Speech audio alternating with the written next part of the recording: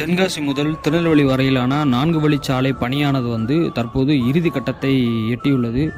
கிட்டத்தட்ட 95% பணிகள் முடிவடைஞ்சிருச்சு.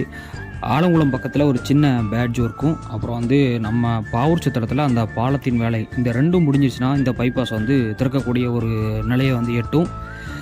பல ஆண்டுகளாக நம்ம தென்காசி மாவட்ட மக்களும் திருநெல்வேலி மாவட்ட மக்களும் எதிர்பார்த்து காத்திருந்த பணிகள் இறுதிக்கட்டத்தை எட்டி மிகவும் சிறப்பாக முடிஞ்சுள்ளது.